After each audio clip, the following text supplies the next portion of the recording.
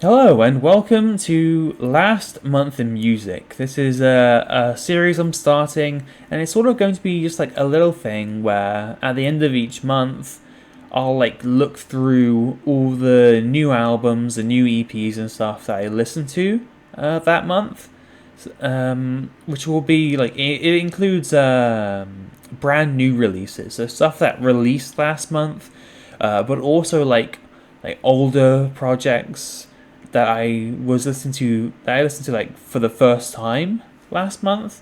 So we're gonna look at the new stuff first, then we're gonna look at some older stuff, and then we'll do like a little like tier list or whatever at the end. It's just gonna be a casual, fun little video, just to sort of discuss music a bit. I don't have like a script or anything. I just have like some notes that I'm gonna be looking at, but like for the most part, it's just a casual like light editing some sort of thing that I don't have to like put a ton of effort into. It's just for a bit of fun, really. The first album I listened to from last month was Exuvia by Cage Fight, and it's a pretty great release with a good amount of energy, some cool songwriting, and great performances. Generally speaking, I did have some criticisms for it. Some songs don't feel as engaging songwriting wise as others to me.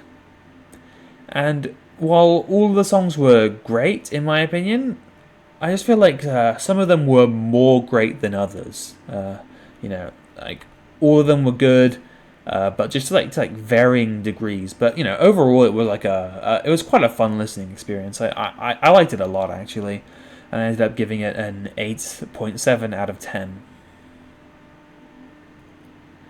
Next up was Denigration by Ingested, which I was really excited for this album. I'm a big fan of the band. I love their last couple albums, but I ended up feeling a little disappointed, actually, by the end of listening to this. Like while it was relatively enjoyable, I felt like compared to the previous releases, especially, it falls incredibly short. I mean, there are some pretty powerful moments like here and there.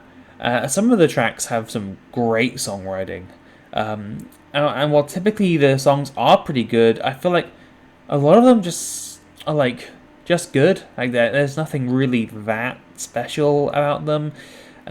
Some of the songwriting can feel a little unengaging. The track Dredge the Dark especially felt forgettable to me, and it didn't really leave much of an impact. So at the end of the day, I feel like this album wasn't great, but it did have some fun stuff, right? It had some good moments. It had generally pretty good level of quality. I like it. Like I do like it, but I don't know, man. Like just like comparing it to their previous albums, it's hard not to be disappointed by it. I gave this album a 7.2 out of 10. After that was Darkthrone with Prehistoric Metal, and it's a casual but fun sort of project with some really nice songwriting and an enjoyable vibe. I feel like it's not really trying to revolutionize black metal or anything. It's just trying to be a fun time with some cool songs, and I think it really achieves that. I mean, Darkthrone, classic band, everybody knows them. Fantastic. This isn't like their best work or anything, but I think it was a solid time. Very very fun. Now, personally, while I don't think every song is like incredible, I feel like some tracks don't feel as memorable or engaging as others, but it was like mostly a very good album. There are some very good moments there. Not everything is like incredible, but I say it's like very fun for the most part. I think it's pretty great, but like it could have been better. It could have been like even better than it is, but it's good. I ended up giving it an 8.3 out of 10. Cruel Face of War by Jungle Rot, released last month, and these guys are like one of my favorite classic death metal bands. So I was really excited for this album, and I think it just delivered in every way that it was like exactly what I was hoping for when I went into this album, and I really enjoyed it. It has some like amazing performances and songwriting. It's incredible from start to finish. The riffs are great, vocals are great, drumming is great, songwriting is great. It all sounds incredible to me. Like, I didn't have any criticisms for it. I just think it was an amazing album, like, all around. I gave it a 10 out of 10. Next up was Peripheries, a Pale White Dot, which I think is a quite beautiful and engaging album, which sounds fantastic, and the songwriting is typically very strong. That being said, how do I put this? Despite how amazing it is, and it is amazing, it's still like somehow like one of the band's weaker releases. Like, as in, I feel like they've made some like perfect masterpieces in the past, like Periphery 4, Periphery 5, and this one isn't quite on that same level, despite it being so good. Like, it's so good, but it's like they've done even better. So it's like comparing the two, you know. There were some really like emotional moments here and there for me. Like, some like parts of this were just like really impactful. When it comes to, like, I guess the more negative side of things, Black Wall was my least favorite track because it's like very different in terms of like vibe, and it kind of felt like out of place to me. And while that, like, the vibe was good, I just didn't find the song to be as memorable or engaging as like the other tracks on this album. So like, yeah, I mean, it's really good, but for me, it wasn't like quite a perfect 10 out of 10 or anything. It wasn't far off, but I thought it was really good. So, you know, good. Room for like it could have been like even better. So I gave it like a 9.5. Gradus ad Parnassum by Mirar is an intense yet absolutely beautiful EP. It's, I mean, the band has put out some like amazing stuff, and I feel like this is like just as good. They just like they keep like coming out with like amazing stuff, in my opinion. This is like incredibly impactful when it's loud. Like, the loud moments hit so hard, and then when it like quiets things down a little, it's like amazingly wonderful to listen to. I love how the EP sort of like flows, if you get what I mean. Songwriting is engaging from start to finish.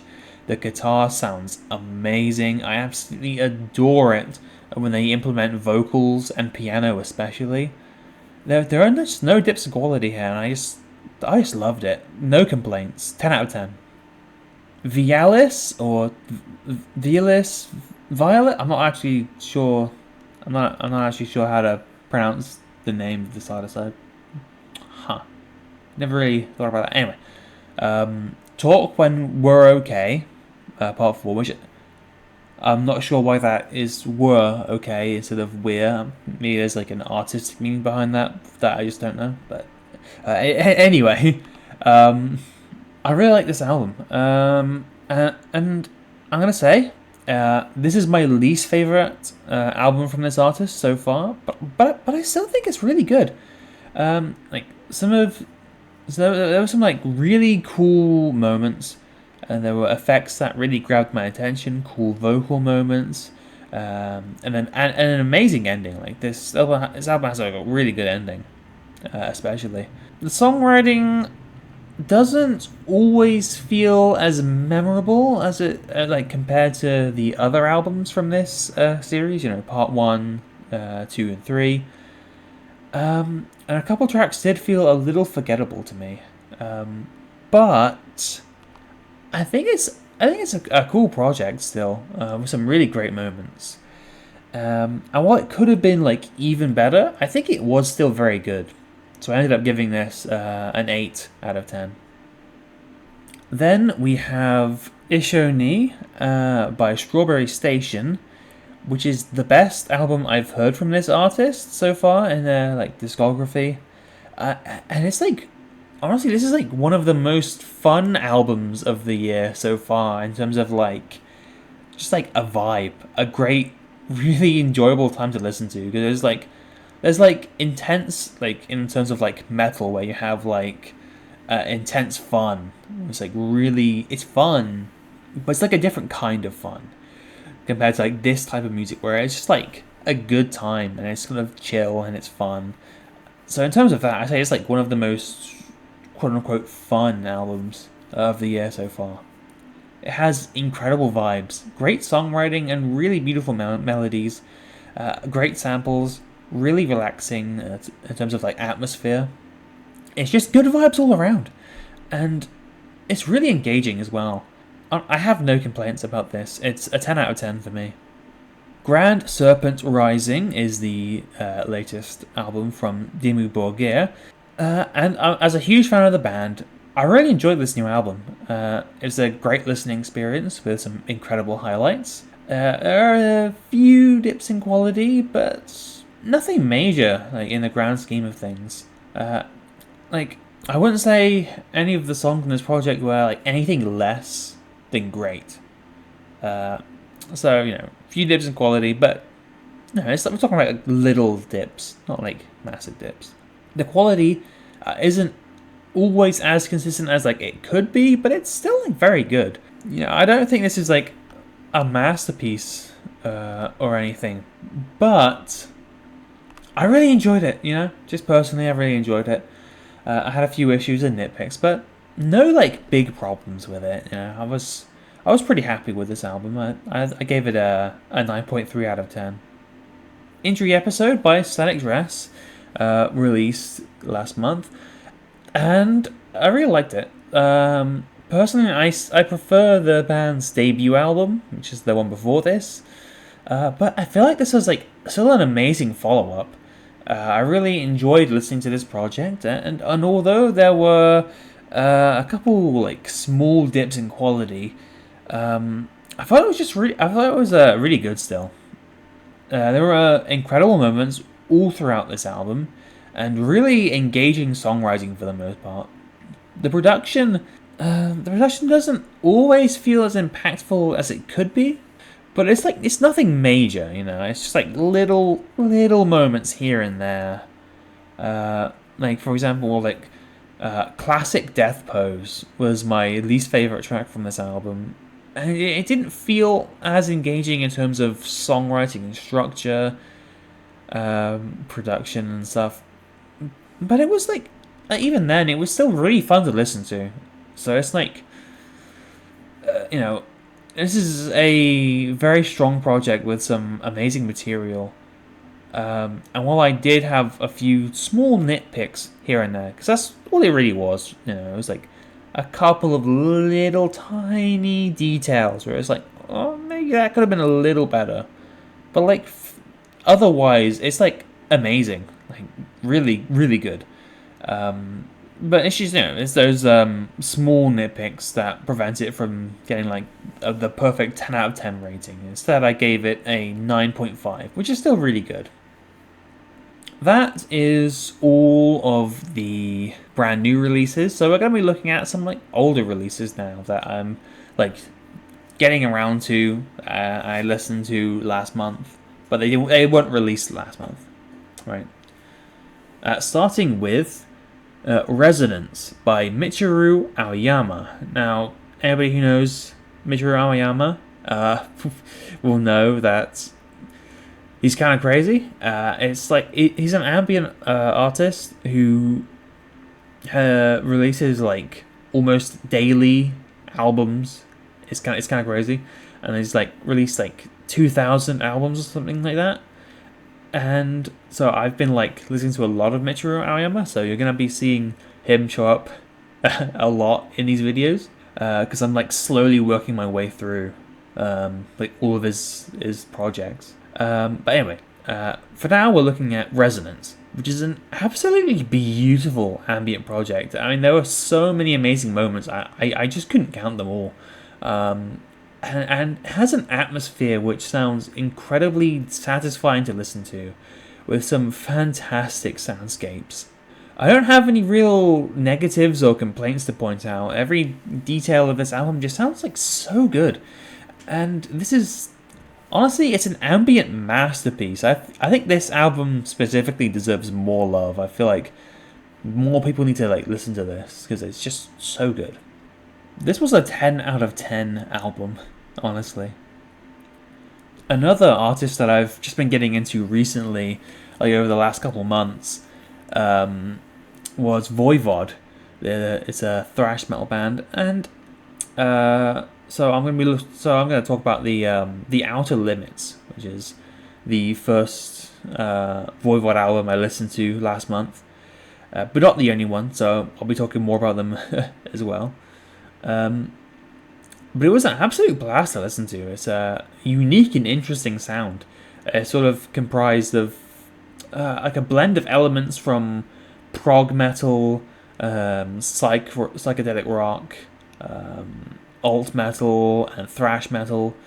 It's just very fun and creative and energetic, and I think it's like an amazing album. It's like pure perfection from start to finish. I just loved listening to it. Amazing stuff. That was a 10 out of 10 album. Next up is more Michiru Aoyama, this time with Haiki. And I think this was an enjoyable project.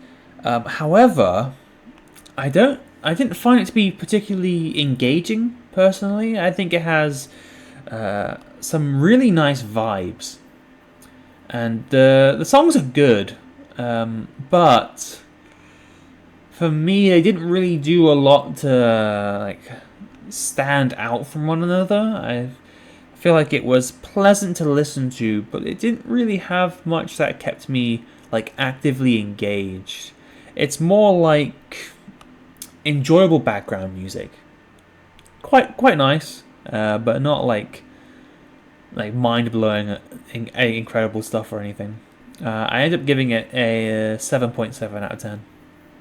Then we go back to Voivod with Negatron, which was released in the 90s. So as with a lot of thrash metal bands, the band shifted towards like a groove metal sound, and I really liked it. It was very heavy, very impactful, and very aggressive.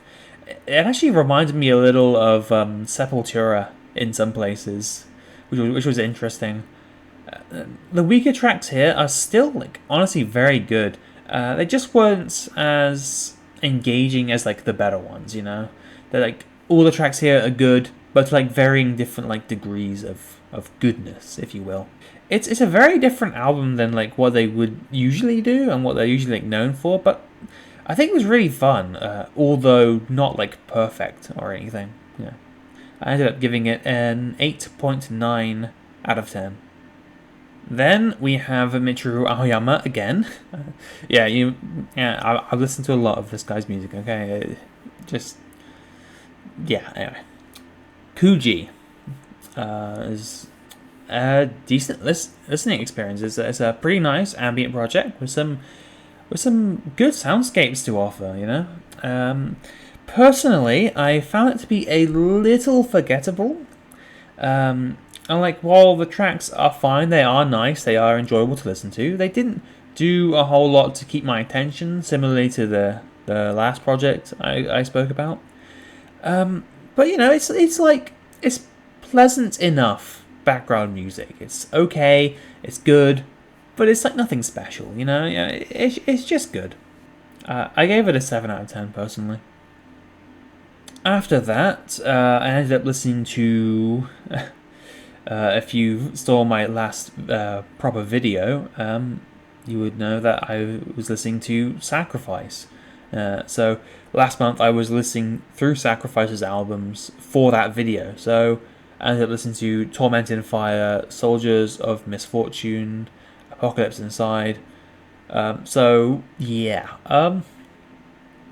Basically, like, if you want to hear what I had to say about those albums, I have a whole video about Sacrifice's entire discography where I went through all of their albums. So feel free to check out that video if you want to hear some like thoughts about those albums, in which I go into a lot more detail than I am in this video. So it's, I say it's pretty interesting, so check that out. Anyway, next up is Voivod, again, with Phobos, which was an extremely enjoyable, intense, and atmospheric sort of prog, avant-garde metal project with... I think it was amazing.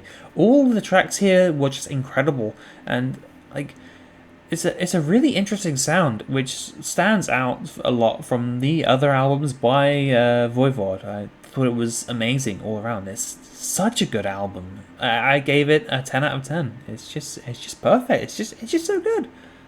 Then back to Michiru Aoyama again with Daidai, another short but sweet project with some really incredible moments. Actually, it was definitely better than the last couple I was talking about.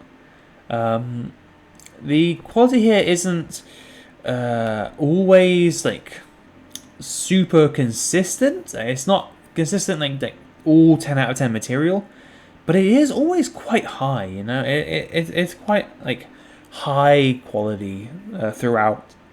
It does fluctuate a little bit, but not like massively. There were some beautiful soundscapes and atmospheres here. My least favorite track on the project was like still great. Like it's not like quite as memorable and impactful as the others, but it was still really good. Honestly, like just a really good project. It's very strong, and I enjoyed it. Even though it wasn't like perfect or anything, it was very good. I gave it an 8.7 out of 10. After that was More Sacrifice. I listened to The Ones I Condemn, Volume 6. Again, check out that video if you want to hear about that. And then, like, after that, just, like, randomly, like, it's at a random point in the month, I decided to listen to a game soundtrack, that being the soundtrack for Amnesia: The Dark Descent by Mikko Tarmia, which is... it's a classic horror game. I just like randomly felt like listening to it, and I decided, you know what, I'm gonna review this. And honestly, I was absolutely blown away by how amazing it sounds. Like, I didn't really like remember a whole lot about the soundtrack from like when I played it years ago.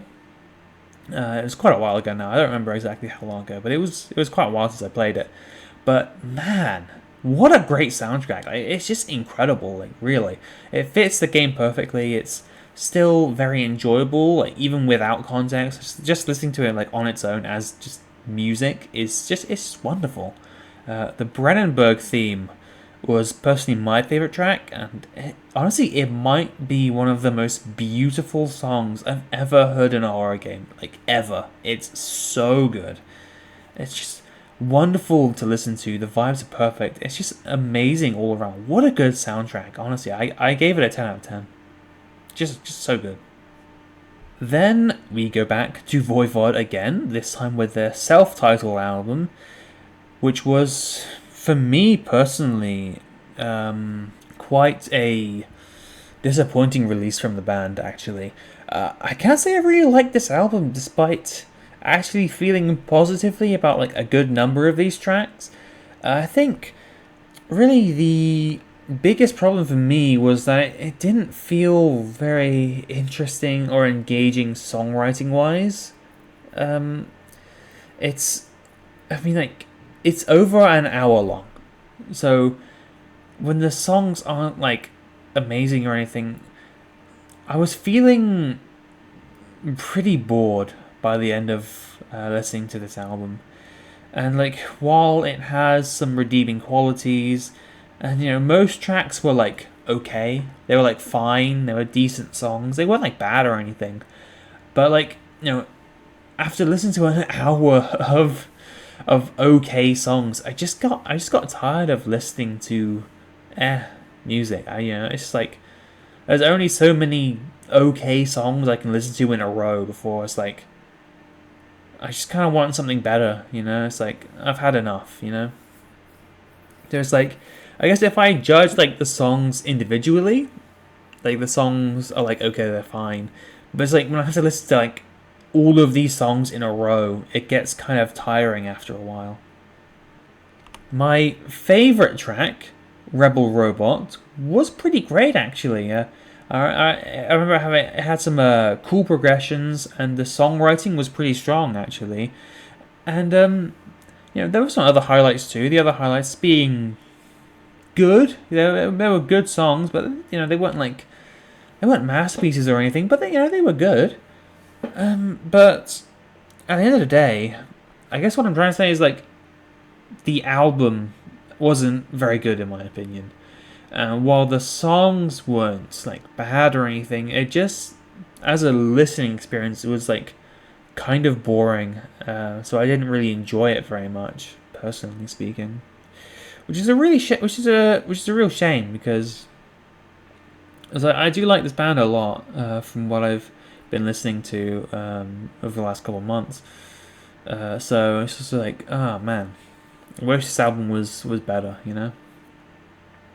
It's not terrible, but the highlights are too few and far between, although those highlights are good. So it's just not really bad, not really that bad, but just not good either. It's just kind of it's kind of just it's kind of a shame. Personally, I would say this album is 6.8 out of 10. The last project I listened to last month was Michiru Aoyama again, this time Kigou. And thankfully we end up on a quite high note, actually a really high note, because this is a really beautiful release. It's nothing revolutionary compared to his usual work, but it was just so wonderful to listen to. It has some really beautiful and soothing music, which felt really impactful, and even the weaker moments on this project were still really good. They just didn't quite hit as hard for me personally. Really good, but could be even better, But I say at the end of the day, it was a great release with some really good qualities to it, and I just really enjoyed it. Personally, for me, it was a 9 out of 10. And that's basically the end of this little video I wanted to do. I don't really have a whole lot to say at the ending. It's just going to be a short little outro. So I'm not going to be advertising too heavily. Or actually, I'm not going to advertise at all. It's just going to be just a goodbye. But yeah, that's what I listened to last month. Here is the sort of chart tier list sort of version of it. Wow, isn't that cool? So yeah, I mean, basically, all I'm gonna say is that's everything I had to say. Those are my thoughts of what I listened to last month. Did you guys listen to any new albums released last month? Any old albums you listened to for the first time? What have you been listening to recently? Feel free to go into the comments and let me know. I do read the comments and I respond to a good portion of them. So hey, why not? Let's have a bit of a discussion about this, and it's just a bit of fun. So yeah, that's the whole video really. Planning to do this as a monthly thing. Can't promise it'll happen every month because things might happen, life might get in the way, but we'll see. Yeah, that's pretty much it.